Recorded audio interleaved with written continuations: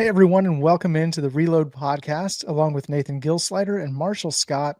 I'm Justin Southwell. Guys, it's great to be back after actually a couple of wins. All right, we took a little break, had the bye week going for Cowboy football, but in the meantime, we've had two men's basketball wins, wrestling, women's basketball. List goes on and on. All we do is win. It'd be nice to transfer that over to football a little bit, maybe in time, but as of right now, we're on a high to talk about some OSU hoops. Marshall, curious to get your thoughts on how the Pokes looked in the first couple of games from your point of view. Yeah, I'm very much trying to not put the cart before the horse because I've been here before. I've gotten a little bit of hope in OSU basketball, and they've let me down just about each and every time. So I'm really trying to not do that again. But this team does look different. This team, the past couple of years, it's been like, hey, Oklahoma State's got two or three, pretty good college basketball players. Right now, it feels like Oklahoma State's got like 8 or 9. That was a 6-7 joke right there waiting for me. Missed it. The Youngs would have got there, but they've got like 8 or 9 like solid basketball players. I think Cade Webb either put in the chamber or maybe on Twitter that like it feels like OSU starting five would have been like the best 5 players on last year's roster, and I think that there might be a little bit of truth to that. But holy smokes, the way that they attacked that Texas A&M game, they win 87-63. Isaiah Coleman makes his debut, looks really good. Christian Coleman's had a hot start to the year. Those two aren't related.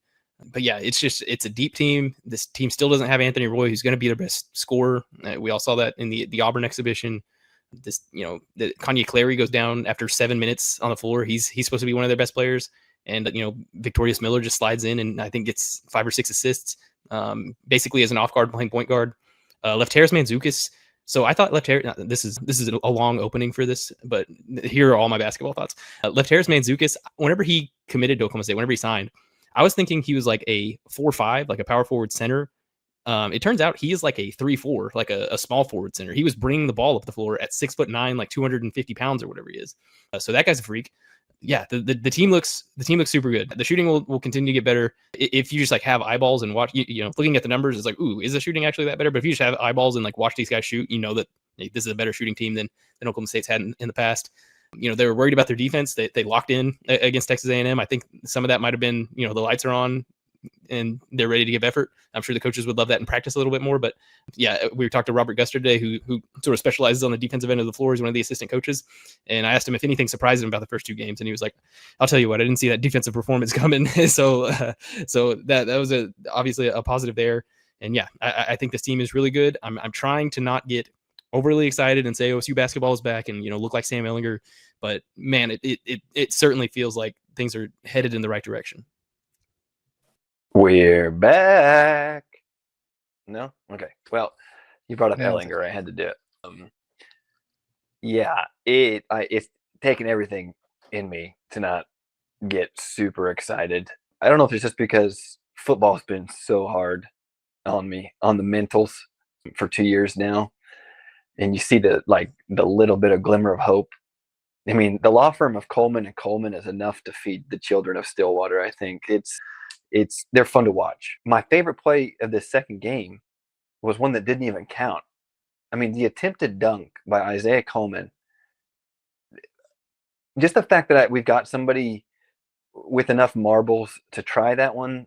I mean, he even had like his mouth guard halfway out. Like he was so relaxed, he's just I'm just gonna go ahead and just try to yam one. And I mean, I was like, we're here. We've got athletes that are literally trying to break rims again. Like don't want to say this loosely, but a la Desmond Mason with like the fury that he was going at the rim. He's obviously not the leaper. But when he did that, I was like, oh my gosh. To your point, Marshall, I think one of the biggest things that has me excited about this team is this is the most well-rounded construction of a roster we've had at Oklahoma State in quite some time.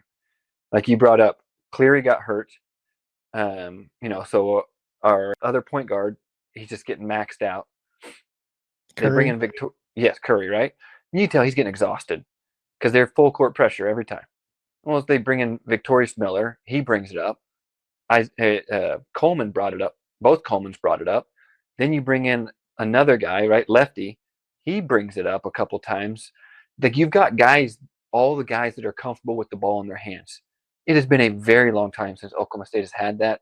We've had to rely on some individuals to make so many of the plays in years past, and you just see a lot of well-rounded. When somebody comes out, you feel, and you saw that on the offensive end, especially in this Texas A&M game. So many people were able to attack with the ball in their hand to the rim and then find an open shooter. Even though a lot of the shots didn't fall, what you saw is a lot of ball movement. You saw guys making great decisions on when to attack, and then the multiplicity of, especially the bigs that were able to handle the ball in the high post and continue to distribute, has me really excited, because while the tempo of this game was in Oklahoma State's favor, the way A&M wanted to play was really in Oklahoma State's favor. Our bigs, the bigs that we have, are not necessarily built to run in this type of offense, but they still maintained and did very, very well, especially on the defensive end.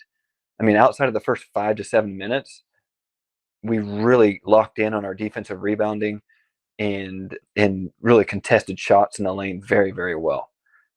So yeah, I am trying my best to not get super excited.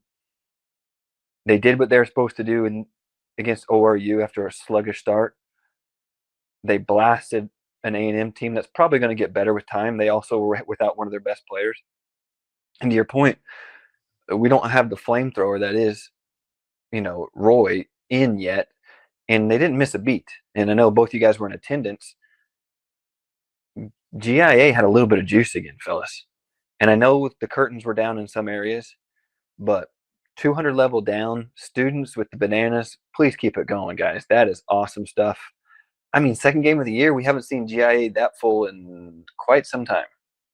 The curtains will not be down for long if they keep it up. So, Marshall, did you ever get an official number on the attendance on Sunday's game? I've got it right here. It is 7,501. So, about what it was for wrestling, I think, Friday night. Yeah, it was almost the same number. I don't exactly remember the wrestling number, but it was in the 7s as well.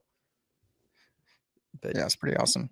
Yeah. Do we know any more about Kanye Clary's injury? It looked like he kind of landed awkwardly on his elbow and maybe couldn't move his fingers, was the way that it looked from up in the 300s. Yeah, you haven't gotten. I can really tell. I haven't gotten an update on Clary. Asked after the game, and he was just like, we don't know anything yet. Sure. It sounds like Roy, if they're playing Houston tomorrow in a Big 12 game, Roy would be available. It sounds like they're being, it's something that they don't want to have nagging all season, so they're trying to just get this over with early. His groin injury, so. But it sounds like I've got fans on Twitter really worried that like, oh, this is going to last a while, huh? And I don't think that's the case. They could come back in 2 months and we could be in the same position. But it sort of sounds like they're just trying to get him to Big 12 play. And I don't think it's going to take all the way to Big 12 play, but they're just being extra precautious right now with Anthony Roy because they want him down the stretch and not necessarily in these first couple of games. All right, yeah. One thing I want to point out too. Number one, Victorious Miller diving on the floor there in the corner again. Like, hey man, you want to find the fastest way that Oklahoma State fans is diving on the ground for defense. Like, we don't get me wrong, we love a good dunk. We'll go crazy for scores, but you get down and you defend and you dive on the floor, like you're going to get standing ovations. And I heard you bring that up today when you and Coach were talking, and whenever I listened back to you guys. And that's one of the things that stood out to me was like getting on the floor again. They did such a good job individually, defensively. When you look at the contrast to the way that they played, especially that first half against Oral Roberts, to the way that they played 36 minutes of defense in this last game, it's night and day, which is what you want to see, right? You want to see continuing growth. One guy that has really impressed me, and I know he's not going to be there. There's two guys. Vukovic, man, he's grown a lot. Like in the game, he's such a big bodied dude. Like, I'm really impressed with how he's come along. And number two, like, Crotty's got a little dog in him, and I really enjoy that. Like, he is not scared as a true freshman. Like, he's out there firing it up very confidently. We haven't had a shooter like that maybe since Dizzy, and he's a way better athlete than Dizzy. And so I'm really excited just about this overall construction of this roster. putting up 87 on a SEC team, I got no complaints. Yeah, speaking of karate, pretty much everybody that we talked to in the preseason were like, this kid works incredibly hard. And we got him today. We spoke with karate today, and I asked him, I was like, where does your work ethic come from? And he almost like acted like he didn't really know that he worked hard. I'm sure that he does know that he worked hard, but he's just like, this is just like sort of what I do. And then we when we were talking with Guster, he was like, yeah, you'll show up at 8:30 in the morning and he'll be in there shooting. And then you'll go to a meeting and you'll come out and he'll be in there shooting. And then you'll go on throughout your day and then you'll come back in the evening because maybe two guys want to watch film and Ryan Karate's in there shooting still. So it's like, he's apparently got some like Herculean work ethic, and I think that's why he drew some starts early in the the preseason and I think that first game. And yeah, I think the future is rather bright for Ryan Karate. Nathan, you mentioned your favorite play of that game, which was the attempted dunk. Marshall, did you have one that stood out to you? Ooh, I liked Karate's first three because he just like yelled into the student section, and that got everybody pretty juiced. Let's see, what else did I really like? Going back to that first game, that Oral Roberts game, Nathan was talking about Vukovic. They call him Millie. It's apparently like a nickname in Serbian. I don't know. But he was like dicing up that zone. He had a couple of really nice passes. That one to Robert Jennings for the big slam. That was a really nice pass. And he had one other one that I can't fully remember. But that was all fun. Parsifala hitting a trailing three. It's Abu Usman. He's the last guy down the floor, catches it at the top of the key and just hits. That's a lot of fun. So yeah, I think I'd lean Ryan Karate's three, and it wasn't all that consequential, but it really got the arena juiced. He's yelling at the student section, and it just sort of felt like, ooh, like, and again, don't want to get, but it was like, ooh, is basketball back? Is that what's happening right now? So that was kind of that moment for me. Hey, you guys are being cautious about it. I'm going to allow myself to be encouraged by this. I'm thinking we're back. All right, my play that I wanted to throw out there: Jalen Curry going up, left-handed, reverse, switches hands, lays it in. I was like, that was sweet. That was silky smooth. We are back. That was. Hey, by the way, speaking of Curry, the dude can ball. Like, he is in complete control. I'm very impressed with the way that they went about getting this roster filled out. You got old guys that are freshmen, which however that works. You got, some dude that's been playing. Lefty's been a professional since he's 14 years old, I think, and now he's a freshman in college. And you got some younger guys. I mean, like, he hasn't played much, and he's not going to this season. But I mean, even when you look at like a guy like Ragland, like when he gets in shape, like he's got like grizzly bear feet. Like that guy is nimble. He's gonna be really, like you see stuff, right? You see the things that they like. If he falls in love with the process and gets himself in better shape, there's something even there that you're going to really, really like. So I don't know. I love it. Stillwater needs this. I just shared a picture with you guys in our Twitter DMs. That's the picture at the top of our recap. It's Justin's favorite play there, where he does the reverse layup. That A&M defender is like Not jumping close. straight up in the air and is like 15 feet away from the play that's happening. So I just thought that was sick. Yeah, that was a sick play. Sort of, and like that was.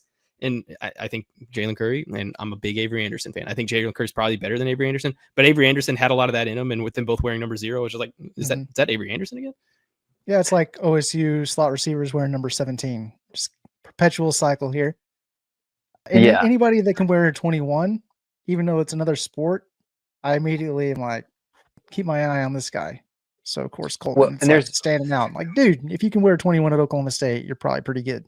You brought up a good point, Marshall. One thing that Coach Boynton did a great job of is getting athletes.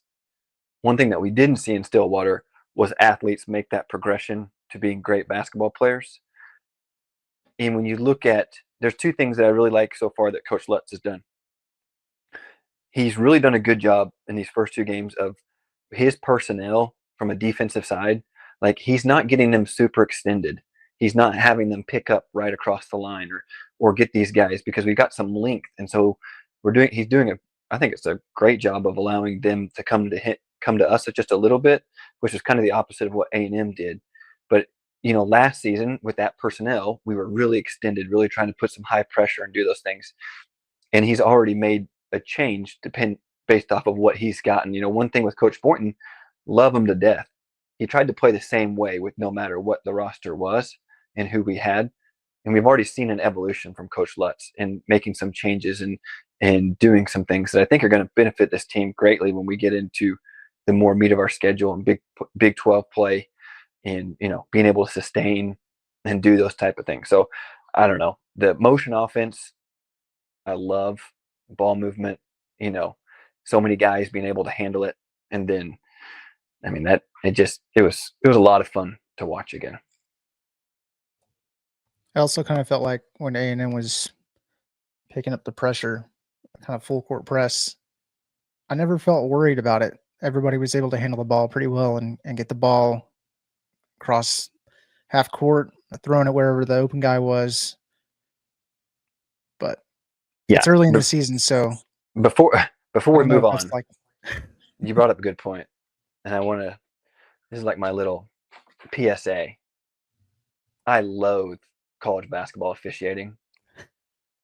Like, I loathe it. It is awful.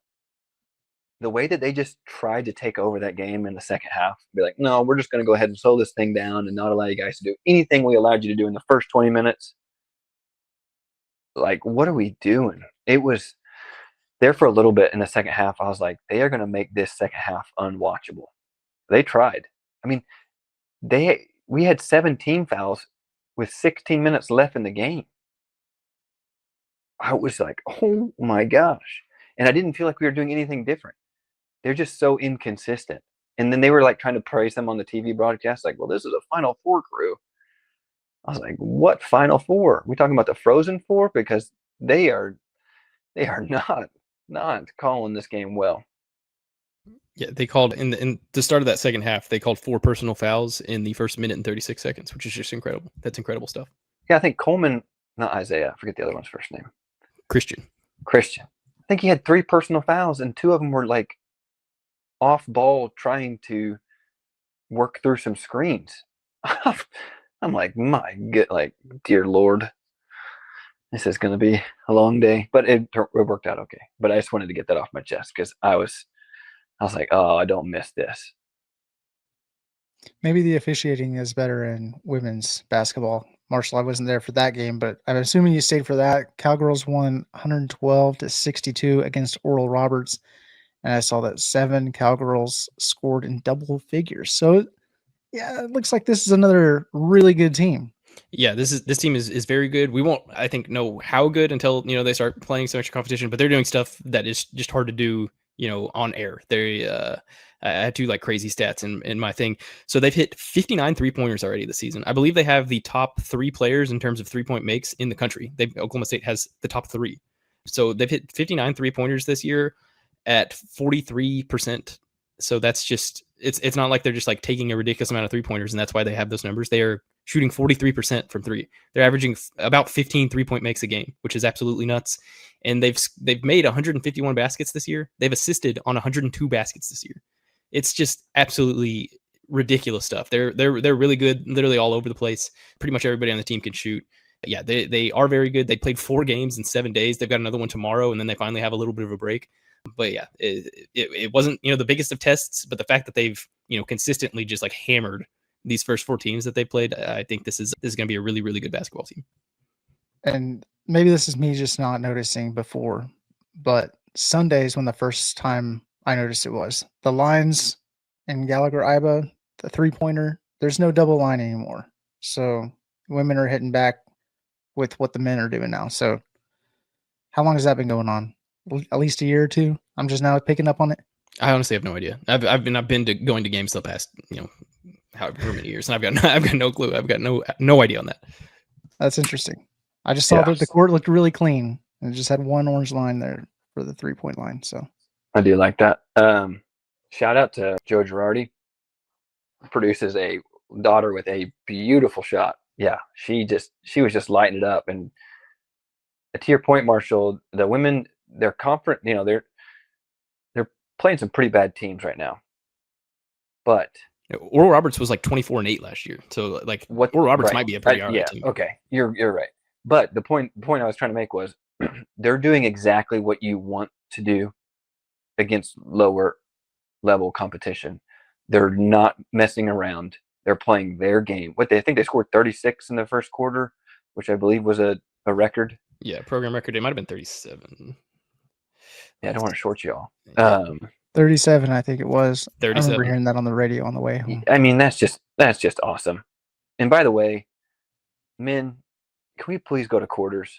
This Please. half business is just, God, really grinds my gears. I mean, at no other level of basketball do you play halves. It makes no sense. I'm sort of a sicko and like it, if I'm honest. I like that it's different, and I don't know why. I'm just sort of a sicko that way. Yeah.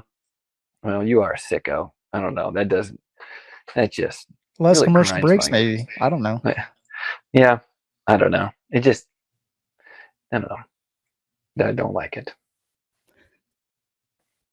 Well, let's go over to OSU wrestling. We had a duel against Stanford Friday night. OSU beat Stanford 33-7. This is more of like the reload, right? David Taylor, year 2, but a pretty much new roster in a way, and he's not rebuilding, he's reloading. Some of these freshmen are coming in and just absolutely putting the nation on notice. So what stood out to you on that duel, Marshall? Yeah, it was definitely the freshmen. So they started 5, 3 true freshmen, 2 redshirt freshmen. They all got their hand raised at the end of the night. We'll just start with Sergio Vega. The person he was wrestling wasn't, a world beater by any means, but he looked super good. Had a late ankle pick where he turned his wrist inside out to pick the ankle. It was a slick ankle pick. He pulls it, and as he's pulling the kid down, he's already looking back over to the corner to smile because he knows what he just did was ridiculous. So he looks back at David Taylor and is just laughing. So that was sick. But Landon Robidoux, I think, was the story of the night. D-Lock was probably the story of the night to most people in Oklahoma just because he's a Stillwater kid, yada, yada, yada. But Landon Robidoux, people weren't necessarily sure that he was going to start just from the outside. It was maybe T. Travis gets that, maybe Robidoux redshirts, but he goes out and majors number 4, Daniel Cardenas. Yeah, just absolutely sick. People have been hyping him up pretty well. I talked to Casey Swiderski before the season, and he was like, yeah, Robidoux's a guy that's going to give you a little bit of yourself when you wrestle him. It's a tough out. So they've been his teammates have been hyping him up all preseason. He goes out there, dominates the number 4 guy at his weight. Then there's an intermission. Then Ladarian Lockett comes out. Because I want to talk about Landon one more. I had to look him up afterward, and I saw in high school he wrestled in Minnesota, and he got a record, his high school career record, 283-6, which is impressive. But I'm wondering how you're able to.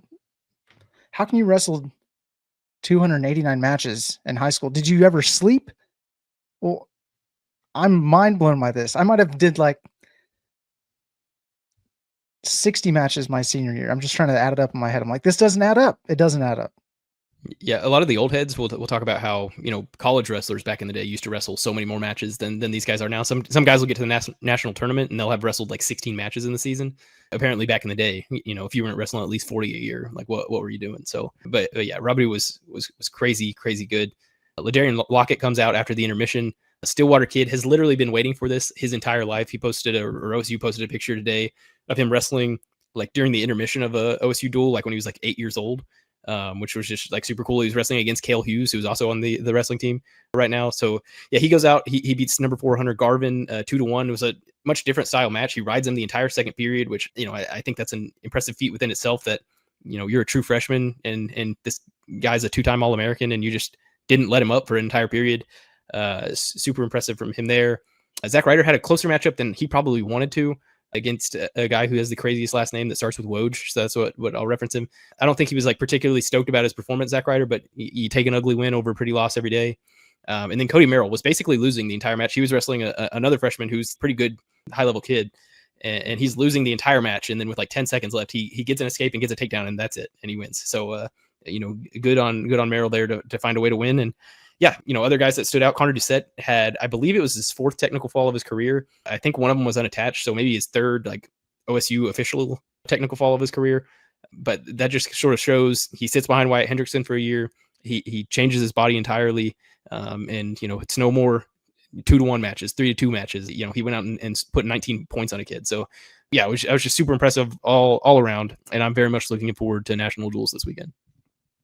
That's it. National duels, November 15th and 16th at the BOK Center in Tulsa. It'll be your only chance to see Oklahoma State wrestle for a while, I think, because they're not going to be in Gilsleider for about a month. So go check them out there. Yeah. You summarized that really well. One thing I wanted that I loved is when you watch a guy like D Lockett and you know how explosive he is, right? And you see the way that coach wants the guys to be super aggressive and go score points. I thought he wrestled way above his years in that match because he figured out early on, like, this is not going to be that kind of match. And then when he dug in and decided to ride him out in the second period, Justin, you know much better than I do. Like, that's a decision you're making on where you want to spend your energy and how much do you want it in that second period. And he made that decision and got it done and made it worth it.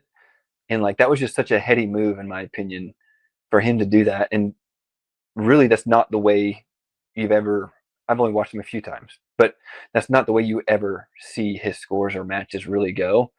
And it was just like, he realized what kind of match he was in and he did it. And so it's like a guy like with that skill level being able to win multiple ways. I was super impressed with that being his first match out the gate. And I just thought, man, what a bright future the kid has, as we all knew. And obviously we saw Swiderski didn't do his best, but it's also the first match. And a kid like that is highly ranked and has all the accolades, and Coach Taylor, like, I think that's just going to be fuel for him, going into especially these duels here. Like, he's going to be, I think he's going to be really itching to get back on the mat after that performance. Yeah, one thing I really liked about D's ride is you mentioned him being pretty heady. He gets a guy in a high crotch, which is it is what it sounds like. But it's near the center of the mat during the end of that ride, and he just like picks the guy up. So he shows his freakish athleticism. Just straight up picks this guy up. This is why they have weight classes, so you can't do this. And then he walks him to the edge of the mat, and rather than like going out of the mat and then getting a reset, he like puts him down right on the edge and keeps a toe in to finish out the clock. So that both showed his athleticism and, like you mentioned, like that he is sort of wise beyond his years and some of this stuff. So yeah, I'm very much looking forward to D Lockett's career. Easier than you think when you got the leverage there. So no, it's tough. It's tough. Well, the Reload podcast is brought to you by Brewster Consulting Group. Do any of these sound familiar at your company? Our processes are manual and inefficient with no documentation. Our data reporting takes forever and isn't accurate. We hear all the hype about AI, but have no clue what it actually means for our business. Our projects always run over time and over budget. If so, talk with our friends at Brewster Consulting Group. They help build organizations that run like well-oiled machines with clear processes, reliable data and reporting, and technology that actually works for you. Their team of 6 Sigma Black Belts, PMP certified project managers, and seasoned data engineers have delivered solutions that are built to last for local clients like the Tulsa International Airport and Medify. They've also delivered solutions for large international enterprises like DP World. Even better, Brewster was founded and is run by a proud OSU alum and season ticket holder. Learn more about them at www.brewsterconsulting.com or learn more about their methodologies by connecting with them at Brewster Consulting Group on LinkedIn or YouTube. All right, Nate, we have seen on Twitter, message boards, all around, when it comes to Chad Weiberg and making his decision on the next football coach, one of the things that's being brought up is the potential for that coach to bring players over with him. So how much should potential players who could come over with a new coach play a factor into this hire? Yeah, I think that's, I've seen that talked about quite a bit on the OSU Twitter board. You see a lot of guys talking about that. It's like, well, I don't like Zach because he could do this, or, you bring a guy like Golish, he can bring certain guys with him. I do think it is something to take into consideration, but that's pretty far down the list for me on importance. It's so much more important to get fit right. Like, if you're telling me, let's just say, for instance, Colin Klein is everything you want. He's got the plan in place. He's got a GM he wants to hire. He's got, how he wants to raise everything. He's got, his offense and how he sees it and why it would work, and still, yada, yada, yada. And then you say, okay, we got a guy like Coach Morris. He's like, there's a lot of things I love about him, I don't know, but hey, he could bring his quarterback.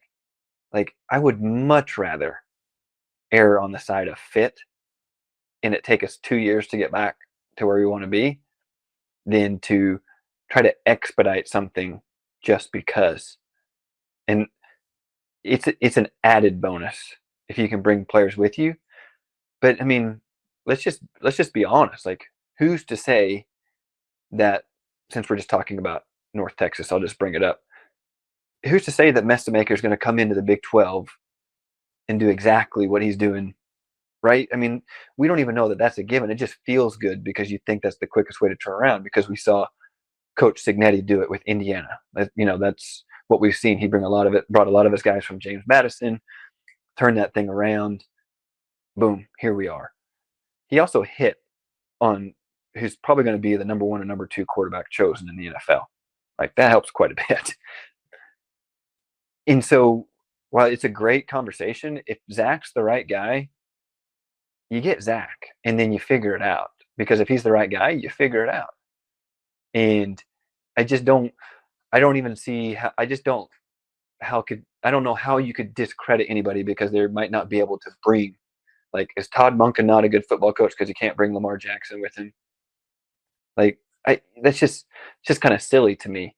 And you talk about, we still don't know about Haas or anything like that. But if you're a good football coach, I mean, Colin Klein has done pretty well with a running quarterback at A&M. I realize he's not the same player, but like, you evolve, you figure it out, you do these things. That's why you chose them in the first place. So I don't know. I just feel like that's pretty low on my list of why you would choose somebody. But it's a fair conversation, I think. I don't know how you guys feel about it, but yeah, I think that it's similar to, like, when people are like, I don't want to bring in Zach Robinson just because he's an OSU guy. Well, it would be a nice cherry on top. Like it would be a nice cherry on top if you hire Eric Morris and some people want to come along with him from this Texas or North Texas team that's been really good. So I think the right guy, whoever he is, will be able to consistently bring in good players to the program. That doesn't necessarily mean it's got to be players, from the team he's leaving. So yeah, I think the right guy regardless is going to bring in good players, because that's what, is going to in part make him the right guy. And that could be Eric Morris, because Eric Morris nails quarterback evaluations seemingly with his eyes closed. So, if Eric Morris is hired, I'm still stoked about it, but that has nothing to do with Mestamaker coming or not. It'd be a cherry on top, much like, if you hire Robinson, the cherry on top is the fact that he is an OSU guy. He understands the culture. So yeah, I'm in the similar boat where it's not a make or break thing. It's a nice cherry on top if it so happens to happen. But the right guy is the right guy regardless. Yeah, I couldn't agree more. I just, we I don't know, in the Nathan's hot board of which no one really asked for, I've got like Golish and Morris about 1A and 1B based off of what I've been told, what you read, just looking at both of them conducting and how they've gone about where they're at. And then you got a guy like Colin Klein not far behind. And so I keep calling him Coach. Chad Weiberg, I think it's because his dad was a coach, so I keep saying coach. It's like it's a family lineage thing. But Chad, one of the things he's talked about is making sure you get the hire right in the right time with the right people, and allowing him to get his GM in place or whatever, however you want to structure, so forth. It's much more important to me that somebody gets hired on 11/30 and has a month and a half to work before the window opens than to make sure that they can bring the people with them. Right? I don't know. It's just a non-starter for me. I think like you said, it's a nice cherry on top, but I don't know. I mean, whether people want to believe this or not, this Oklahoma State roster, while it's nowhere where it needs to be, if you gave 5 to 10 guys, this is a completely different football team. And that doesn't mean they have to come from USF or UNT or wherever it may be. Like, you just have to get the right guys. So I don't know, man. It's just like Zach can't do Zach. He's got no experience and no, You know who else had no experience? Kirby Smart. You know who else had no experience? Dabo Sweeney. Like, you're a coordinator, you're good at your job, whatever it may be, you hire the right guy. I don't know. There's a lot of retread guys in college football that have a lot of experience that stink. I mean, we just saw it here in Stillwater. I mean, not Coach Gundy, I'm talking about we brought in a defensive coordinator with more experience than you could even ever ask for. Didn't work. It's just, I don't know. I'd much rather find somebody all in on the system and how to build Oklahoma State and do it the right way than like, oh, he can bring 7 dudes over right away and hit the ground running. I don't know. That's just me. Yeah, I think that this is just your standard message board stuff that you see whenever you're months long into a coaching search where you're like, let me start picking some nits here, figure out where we can poke some holes in this and maybe sound like smarter than you really are. Like it just doesn't matter in the end. Penn State was just preseason ranked number 1 with the most talented roster in college football. And they have a coach who's been there forever and all this continuity. And then they lose 3 games and fire their coach. And they're a disaster right now. It's all, it's. Yeah. Well, it's like, do you not hire Jim Knowles as defensive coordinator because he's not going to bring anybody from Penn State? Like, it just doesn't add up to me. I don't know. Yeah. So I know it's like kind of comparing apples to oranges, but in this context, it's almost like comparing apples to oranges. When you're talking about if you can bring somebody over or not, and that's the reason we're going to hire them. I mean, people transfer out within the next year anyway, so you're going to be stuck with a bunch of new people on the next roster. Forget about it. I did have one thing that I thought about while you guys were talking, though, because Nathan, you mentioned the coveted GM position. And I don't know that anybody's brought this up yet, but let's say you go with a Morris or Golish as your head coach. How interested would Zach Robinson be in the GM position, hypothetically? Would it be, or maybe would it be a good fit for him to be a GM?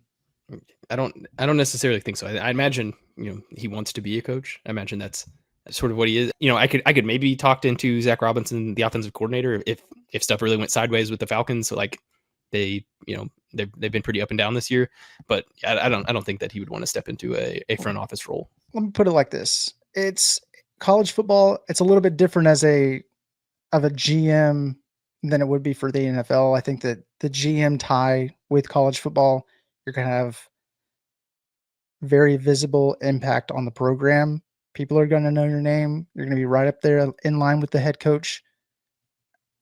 I could see it being, potentially you don't go into it thinking I'm going to go from being an offensive coordinator to a GM in college football. But if that's something that gets the donors fired up and it's a good fit, I mean, are we considering this as an option? I don't know. Yeah, I don't know. I guess it kind of depends on, to your point, Justin, like how each university is going to go about the GM position. You see some people, let's say Stanford, Andrew Luck, right? He's got bukus of money, so he wants to go back and give back to his alma mater and do things that way. And then you see OU, who goes and hires a NFL scout guy who runs the Senior Bowl, has run the Senior Bowl for the last almost 10 years. And that's how they've gone about it. So I think it's really going to depend on the way that this new coach wants to go about the GM role. Do you want to go about it from I need a guy to go out there and find me diamonds and, and be able to put a good roster together and let's get on the same page on our value chart on where we want to spend our money and how much we want to do this and, the positions or do you want a guy in there that's kind of a figurehead that's allowed to, I don't know, help with getting money into the NIL money into the program, right? Helping the coach do those things. It's going to be really interesting to me because I think no matter who OSU hires, the structure is going to change of how we've done things, as it should. When you look at the product on the field, it's unacceptable for the last 2 years that we've really gone in on NIL. And so, I'm by no means trying to say people should lose their jobs, but the structure of it needs to change. And it's one of the more, I've talked about this several times when we talk about this, but it's the second most important hire, in my opinion. And one of the things that Coach Morse, when you do it a little bit deeper, is he's got a GM in place at UNT that really helps him and does these things. So does he bring that guy with him? You know what I mean? Or I don't know, what USF has got going, but they've got pretty good funding for a group of 6 program. Some people say the highest of group of 6. We don't know that to be certain, but well, that didn't come out of nowhere. So does Coach Golish bring him, to your point, Justin, who knows? It's going to really just depend on how Oklahoma State wants to restructure their athletic program, more specifically football. I thought of this while you guys were discussing that. One person that definitely needs to stay on staff moving forward is Benny Tonga. Do not let Benny Tonga get out of Stillwater. Could not agree more. I thought absolutely. Of that while Jalen Warren hurdled a dude last night. Then I searched Benny Tonga's name, or I searched Jalen Warren's name into Twitter, and I wrote like a pretty big feature on Benny Tonga going into the Fiesta Bowl, and like he has like changed Oklahoma State's like culture almost, with his recruiting ability. So whoever gets on staff, whoever is the GM, Benny Tonga needs to stay in Stillwater. That's like a no stop. Like he needs to be there. Every time I talk to somebody that has any type of ties to Oklahoma State in the recruiting world, or, if I ask people, how's recruiting or how's the coaching search going or whatever, the people that I talk to, like I've heard several times now, whoever's hired, Benny Tonga needs to be the lead recruiter. Like you need to allow him to do what he's doing and build those relationships. And like, I couldn't agree more, Marshall. I'm glad you brought that up, because he's been at Oklahoma State for quite some time now. When he's allowed and has went and got the guys, like he's nailed it. And I really, really hope that he stays and gets promoted to a more impactful role than he already is in.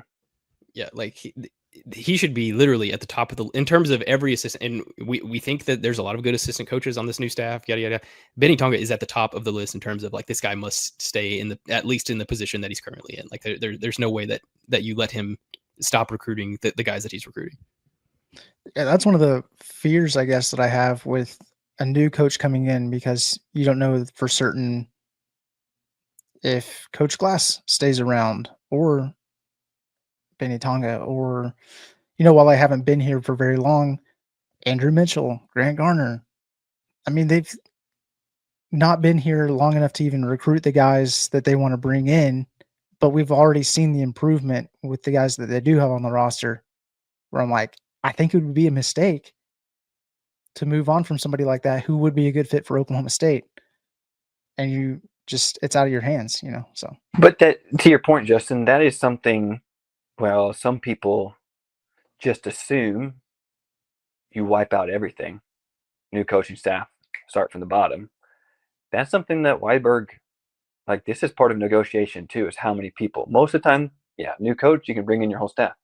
That's not always the case. I mean, that's just not. And so, there's a few things that coaches talk to Coach, gosh darn it, Chad. I don't know, is it the C?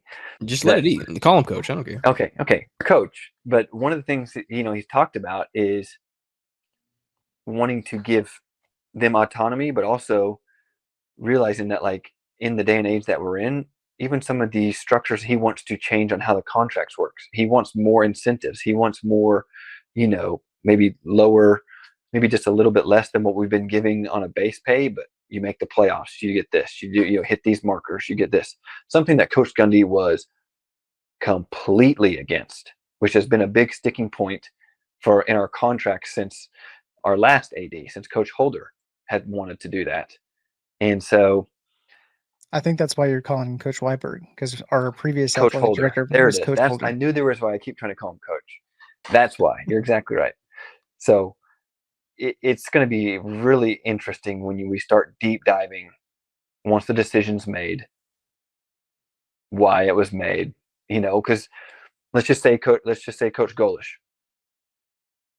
We know that, Arkansas is in, possibly Florida, some of these others. If Chad Weiberg is intent on making it, hey, we're going to do a little bit more incentive laced, a school like Florida or Arkansas may just say, hey, we'll give you 11 a year no matter what. Is Oklahoma State going to be willing to do that again? I don't know. We'll have to see. It's going to be really this coaching carousel is only going to heat up. I mean, I don't know. I've been hearing some crazy rumors. Baylor may be opening up. Maybe that's where Lincoln's trying to go. Like, you hear all these crazy things. If any of it becomes true, that flips everything we know upside down, which is even more important on why we did it when we did it. You can disagree with how it was done. No one will really know the truth on why it was done the day it was done, or what Coach Gundy said whenever it was brought up to him. But when it was done, we are seeing the fruits of why that was the right decision. And somebody else who has a tough decision to make, Haas Haney. Is he going to play in these last 3 games? Meacham had his press conference today, really gave another non-Haas answer. It was kind of like the same answer that he gave last week. We'll have a discussion about it, which I was kind of thinking, have you had a discussion about it yet? Like, if I had to predict what's going to happen, it sounds like he's not going to play. The closer we get to it, the more I'm thinking he's not going to play. Whereas you could have asked me 2 or 3 weeks ago, I was like, absolutely, he'll play. And the longer this is going on, the more I'm thinking he's probably going to take that medical red shirt, get the extra year in college football. There's no incentive to try to, shorten your college career whenever you're making hundreds of thousands of dollars and you're more than likely not going to be in the NFL. So that's kind of the perspective I'm taking on it now. Yeah, I've been in that camp for a while now, not with any inside info. I've just thought that's probably going to make the most sense. I think because I saw where the season was headed. I know that grinds Nathan's gears that, he's getting this money. He still likes the kid, all that stuff. But yeah, it just seems like props to him because he is on the sidelines. Yeah. He's with the team, all the stuff you'd love to see from somebody in that position. Absolutely. And I don't know that because when Meacham got asked again today, we're recording on Monday. I don't know that Meacham's ever had to really answer questions of this nature before because he's not, been the head coach for very long. So, part of me thinks that the decision already has been made. It's just they're maybe looking to how they're going to announce it. Again, I don't have any inside info, but yeah, it very much seems like he's not going to play. But like we mentioned, he went to Kansas. He's tossing around some balls in warm up. He still seems rather engaged with what's going on. I just don't think it makes sense really for anybody because even if you're Oklahoma State at this point and you think that he gives you plus 14 points a game or whatever, and you throw him out there and then he gets hurt, and then you just sort of look like jerks for like throwing this kid out there that was already hurt to go get hurt again and burn his red shirt in the process. So like, yeah, I just think it just probably makes the most sense that he doesn't play. I again would love to see it. He was electric in those 2 series, but I just don't foresee it happening. Ultimate disaster scenario. Okay, let's not always look at this from the negative side. All right, let's sprinkle a little positivity on this. So regardless if he's going to come back, he's not going to get top dollar next year. So whatever he's making this year is what he's going to make next year, maybe even less. If he goes out and he balls out and all of a sudden this team wins a game or he lights it up and he 250 and 100 yards rushing, and all of a sudden you're competitive in these last 3 or 4 games, his value is going through the roof, regardless if he stays here or not. And also, if he does want to stay here, you're showcasing yourself for this next coach that you want this job. I don't think it's a foregone conclusion. And I think it was you again, Marshall, who asked the question or said something about it in the press conference today. Like, what does that mean? Does it mean a lot when you see a guy want to go on the road, even though they know they're not going to play? That guy is tied into this football team. He's emotionally invested. And I mean, if he was not going to play, I think he's probably at home taking all his classes online and rehabbing and working with this QB coach that he worked with since he was 14 years old down in Texas or something. Like, I really don't think it's a foregone conclusion. And I do believe that the conversation has already been had. I just don't know if the decision has been made. Because when y'all asked him about that today, he was kind of like, yeah, we need to have that conversation. It's like, dude, it's Monday. You've had this conversation. Now, whether you want to admit it or whether you want to like tip your hand to Kansas State, it's a completely different thing. He's kind of played games with that a little bit. But there is reasons to do it. And I don't know, man. I don't know, man. He is a competitor and he wants to compete. We're going to find out with everybody else on Saturday. I don't know. Maybe I'm trying to talk him into it. Compete. Let's go. You've been trying to talk him into it for the last 8 weeks. Yeah, you're right. You're right. I have been. Nathan, you can talk a lot of people into a lot of things, including no Christmas until the day after Thanksgiving. I tried. A lot of listeners agree. I did my best work. Just can't overlook Thanksgiving. There's respect. Absolutely. Absolutely it does. All right, let's head over to some questions in the chamber to close us out. We've got one from LawPoke76. Will PFB be offering a block of hotel rooms for the Final Four? No. No. Easy answer. For probably a number of reasons, right? But no, I love the enthusiasm of the question.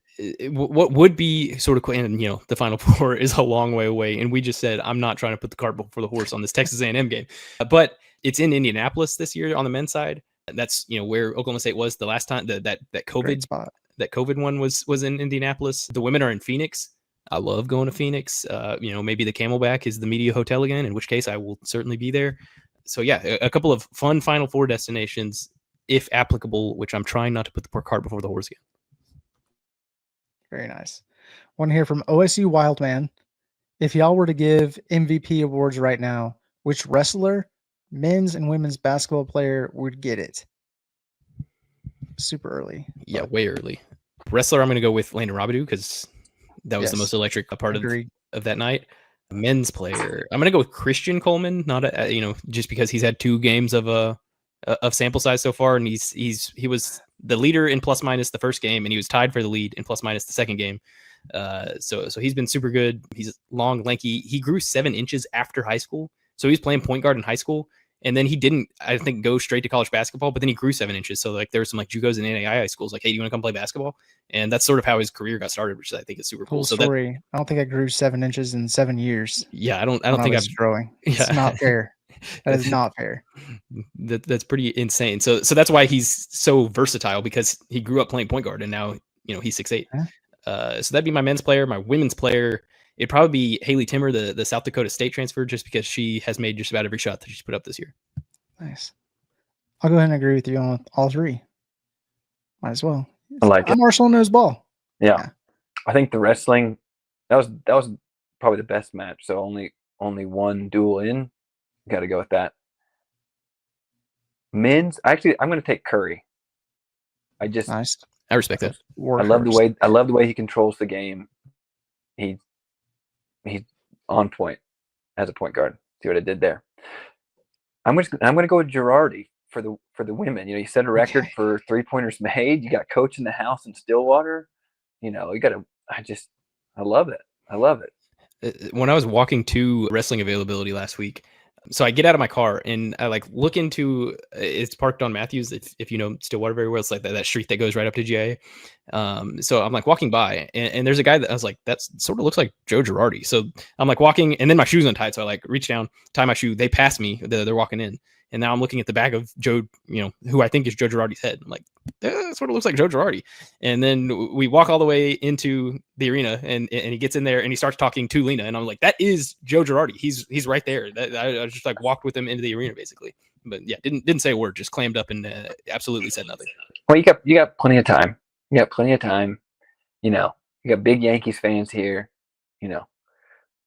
I remember him as a player when I was a kid. It's one of my earliest memories in the World Series, just watching Joe hit a gapping, I think it was a triple in won the World Series games. It was pretty awesome. So you gave your MVP to Girardi because of your Yankee bias. well, and she set the record for 3-pointers. No. There's a joke here. I'm going to call you Tiffany Bias from now on. All right. Hey, look at B. you. Ramos for the next question here. Do we also have any donors who are waiting for the basketball team to show life again before writing a check? Like the same situation where donors were waiting for Mike to be gone before giving us a fat donation. So Steve actually talked about this a little bit in the preseason. Him and his staff fundraised their tails off this offseason. That's why Oklahoma State's basketball roster Amen. looks the way it does. So I think he's already, knocked. I'm sure that, if this team gets, Final Four good, that more people will jump on the ship. But Steve Lutz and co are already, knocking on as many doors as they possibly can. So fundraising, it doesn't seem like it's a very big issue in the Steve Lutz era. No, and I've heard from several people, and I've even heard Carson say this, so it kind of backed up what I had heard. But Steve Lutz and co fundraised more money for basketball than Mike Gundy did for football, which it's hard to fathom how that's possible. But when you look at the product on the field and on the court, it is very apparent that that's when you true. do it versus when you don't do it, it's not that hard to imagine. Right. Exactly. When you want to do it and you realize that's a part of what you have to do to be successful. So to the question, I think that's already happening. And like Marshall said, you continue to win, more people want to give. And we didn't Montanati, we beat out Montanati, beat out Kansas and a few other schools. Like Kansas got big boy money. So that didn't happen just because his dad went to Oklahoma State. Like we got the money to get him and the other 4-star that signed. And so it's happening already. So very pleased with that and how willing he is and the staff is to go get it and grind it out. Pretty cool. Last one here from OSU Grad and Dad 85. Where do you see the athletic program, including facilities and overall funding, in 5 years and in 10 years? As spooky as this potentially could sound, I think a lot of that depends on this next football coach. That's why this is such a big hire. Obviously football makes the college world go round in terms of athletics. So, if Oklahoma State nails this and they get back to, at least where they were in terms of national standing, things could really take off, especially if this does go to a pro model where, it's a collective group of teams that are really pushing everything and Oklahoma State can find its way in that door. If that happens and Oklahoma State isn't able to find its way in that door, then things get a little hairy, I think, around here. So I think that's why this hire is such a big deal. Yeah, I completely agree. I mean, the next 5 to 10, especially in the next 5, I do not see a construction sign going up on campus for an athletic building. Like everything is going to be towards making football work and making sure we're in the talks for this next round. Because if you're not, the town of Stillwater is in a lot of trouble. I do think at the 10-year mark, there's a chance we could maybe see a wrestling stadium-ish, whatever. I don't know what you want to call it, because they're kind of smaller when they go wrestling only. I don't know if they call it a field house or. I don't know that they'd ever move wrestling out of GIA just because they had plans. I think they'll build them perhaps like a wrestling room, a facility that they it's like a practice room. After. But Gallagher Iba Arena, just like why would you go away from? Do you just call it Iba Arena if it just turns into a basketball only facility, and then you got Gallagher Arena across the street or something like that? I think they'll always wrestle there. That could be right, but when you're looking at wanting to pack it out, right, and it's like making an 8,000 seat stadium that's super close and so forth. You got the Wrestling Hall of Fame right there. Like, I know that there has been looked into and plans made. Not say plans made, but that was part of the athletic village and one of the things that was thrown about. So to your point, very well, you could be exactly right. Well, if it was officially scrapped, that idea. Terrible idea. And softball, I know it's been on the docket, but when you're talking about revenue and things like that, like these types of sports are going to be pushed farther down the list. And, I don't know. I don't know when something like softball would get done right now. And I'm trying to think of other sports tennis got that beautiful thing done just before. Track needs an indoor. Just won another Big 12 title, by the way. Yes, they do. You're right. That's the best thing about the position we're in. It's obviously far from perfect where we could have all upgraded facilities and everything. But the fact that we have Boone Pickens Stadium, O'Brate Stadium, Gallagher Iba, Sherman E. Smith Training Center, there's a lot of good pieces here for the teams where people are not shying away from coming to Oklahoma State because the facilities are just absolute garbage. Yeah, and Marshall's cat would be disgusted with anything less than that. Well, I think what's that cat's name? That's Charlie. We call him Charlie. Chuck because more often than not he's being a total jerk. But Charlie's his government name. Come on, Chuck. That's government name. The fact that we have those in place now, where we're fortunate enough to have those. Not every school obviously has the luxury of things like that. So the facilities, I believe, are still good enough. It's not deterring top softball talent from coming to Oklahoma State. They're winning. They're going to bring them in. The crowd's electric. They love the atmosphere. Boone Pickens Stadium, it's up there with a lot of the top football facilities in the nation. So it's like there's no reason for top recruits to not come here to start winning games. Yeah, I just think when you look, let's just even go to let's just stick in football in an NFL model. Like, guys just want to get paid. Like, do you want to go to a nice facility? Do you want to have a nice weight room? Of course, but you don't want junk. But on the list of priorities now, we don't need a slide from one room to the other. It is pretty low down there, right? Yeah. I mean, all the locker rooms are just amazing now. Yeah. Like, the home locker rooms they're incredible. And it's like, guys are no longer signing at a place because you have a barber show up on Friday and, gives you a haircut on your way to practice. Like, those used to be cool little things that so many people have now, but it's like, hey, I'll cut $50,000 there off my, off the top so I can give to a player now, or, so it's just, I don't know. One of the issues that Oklahoma State got into, as most people know, is, we made a new degree program off, health and human performance, and we had that all going, and just before 2020 and all that, and we had so much money given to it, and then everything changed. And so we found ourselves in a predicament because we had so much of this money that was promised and given and done towards this in the new facility that, I don't know, when you're looking at what does it mean for athletic performance and is that going to make us better on the field? Yeah, but not as much as it does of being able to go get a $2 million quarterback. So, those type of decisions are being made now. And I believe it's even part of Boone Pickens' endowment went towards that just before NIL became legal. So I don't know. I don't see too much in Stillwater changing in the next 5, maybe in the next 10, if we can ensure, more income from these TV deals, or if we go towards an NFL model where basically everybody gets, certain revenue and you move forward. So I don't know. Yeah, it would probably take like a donor specific, like if Chad Richardson wants a new wrestling facility and he's like, hey, I'll give you this money, but only for a wrestling facility, then OSU is going to get a wrestling facility. So, and there's just not a whole lot of Chad Richardsons out there. So that'd be the one place that I could see maybe happening quickly. Kenny needs a stadium so bad, deserves a stadium so bad.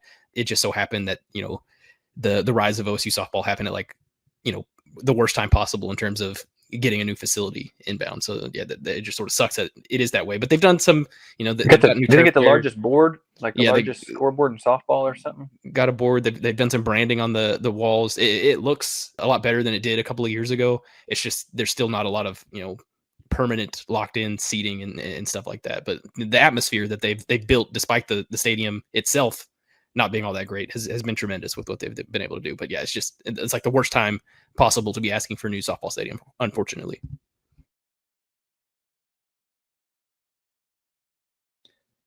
Any other thoughts before we head out for the night? I know we're about to be coming up on Kansas State game. It's salute to service. Justin Blackman's going to be honored in the Ring of Honor. So we'll preview that here in a couple of days. But any parting thoughts for this episode? As crazy as this might sound, I am not going to the football game on Saturday. I am instead going to National Duels. We'll have Tyler Waldrop, we'll have Kyle Cox watching, we'll have Devin Wilbur on the sideline. But I'm going to National Duels just because I think at this point maybe more people will read about it, and it tells you everything about this football. Because we might win National Duels. I think that's Bingo. Probably a fair assessment. Yeah, it would have worked out perfectly if National Duels was this past weekend. It's just that's so much. The schedule wasn't out yet in terms of the football schedule. So then you've got an arena that's, I'm sure has concerts scheduled and all that stuff. With the Big 12, they're trying to make it work, I'd imagine. And yeah, it ended up just being a week apart. But I imagine both of those would benefit from not being on the same weekend. But that's just where these are. That's the way it goes sometimes. But we'll still have good coverage, and we'll be able to talk about the game afterwards. So hopefully we've got something good to talk about. All right. Well, everybody, thank you for tuning in. Thank you for listening. If you would, please like, share, subscribe to show your support. Leave a comment. Try to figure out who Nathan's burner account is on the chamber. I still haven't figured it out. So if you have any suggestions, let me know. It's killing me. Yeah. Until next time, keep those pistols firing and remember to reload. Go Pokes.